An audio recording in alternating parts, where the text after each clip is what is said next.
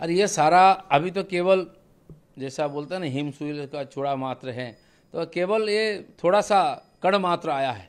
हजारों करोड़ का घपला हुआ है और सैकड़ों नेता इसमें इन्वॉल्व है, मंत्री है, एमपी है, एमएलए हैं, टॉप तक सब लोग इसमें इन्वॉल्व है। पश्चिम बंगाल की सियासत में इस वक्त भूचाल आया हुआ है। दरअसल ईडी ने शनिवार को पश्चिम बंगाल शिक्षक भर्ती घोटाला केस की जांच के सिलसिले में राज्य के मंत्री पार्थ चटर्जी को गिरफ्तार कर लिया। आपको बता दें कि सीबीआई हाईकोर्ट के निर्देश के तहत पश्चिम बंगाल स्कूल सेवा आयोग की सिफारिशों पर सरकार द्वारा प्रायोजित और सहायता प्राप्त स्कूलों में ग्रुप सी और डी के कर्मचारियों और शिक्षकों की भर्ती में हुई कथित अनियमितताओं की जांच कर रही है। वहीं ईडी इस मामले से संबंधित कथित मनी लॉन्ड्रिंग की जांच में जुटी है। चटर्जी को जांच के सिलसिले में करीब 26 घंटे की पूछताछ के बाद गिरफ्तार किया गया।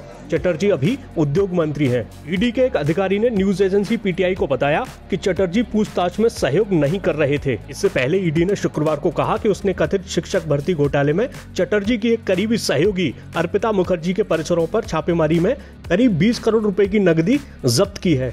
ईडी ने शुक्रवार को जब्त नोटों की तस्वीरें ट्विटर पर शेयर करते हुए बताया, ईडी पश्चिम बंगाल स्कूल सेवा आयोग और पश्चिम बंगाल प्राथमिक शिक्षा बोर्ड में भर्ती घोटाले से जुड़े विभिन्न परिसरों में तलाशी अभियान चला रही है। ऐसे में सवाल उठ रहा है कि ये पूरा मामला आखिर है क्या। दरअसल जब ये कथित घोटाला हुआ था उस समय चटर्जी राज्य के शिक्षा मंत्री थे। पिछले दिनों कलकत्ता हाईकोर्ट की एक खंडपीठ ने एकल पीठ के उस आदेश को बरकरार रखा था जिसमें स्कूल सेवा आयोग यानी एसएससी की सिफारिशों पर पश्चिम बंगाल माध्यमिक शिक्षा बोर्ड द्वारा की गई कथित अवैध नियुक्तियों की सीबीआई जांच करने का निर्देश दिया गया था। एकल पीठ ने कहा था कि सरकारी सहायता प्राप्त स्कूलों में 9वीं और 10वीं कक्षा के वास्ते शिक्षकों और ग्रुप सी और डी के कर्मचारियों के लिए 2016 के पैनल की भर्ती प्रक्रिया की देखरेख के लिए गठित की गई 5 सदस्यीय समिति अवैध थी।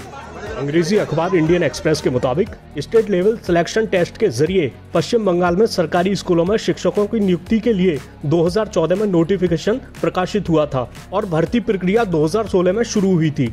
हालांकि भर्ती प्रक्रिया में अनियमितताओं का आरोप लगाते हुए कलकत्ता हाईकोर्ट में कई याचिकाएं दायर की गई थीं।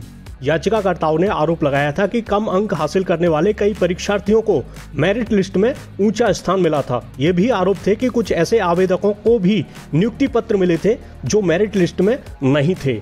फिलहाल पश्चिम बंगाल के परिवहन मंत्री फिरहाद हाकिम ने कहा है, ईडी की छापेमारी शहीद दिवस रैली के एक दिन बाद हुई है जिसने पूरे देश में हलचल मचा दी थी। ये टीएमसी के नेताओं को परेशान करने और डराने धमकाने के प्रयास के अलावा और कुछ नहीं है। वहीं विपक्षी बीजेपी ने आरोप लगाया है कि टीएमसी ने सत्ता में आने के बाद से प्राथमिक, उच्च प्राथमिक और माध्यमिक स्तर पर शिक्षकों की भर्ती प्रक्रिया में बड़े पैमाने पर हुई विसंगतियों का समर्थन किया है।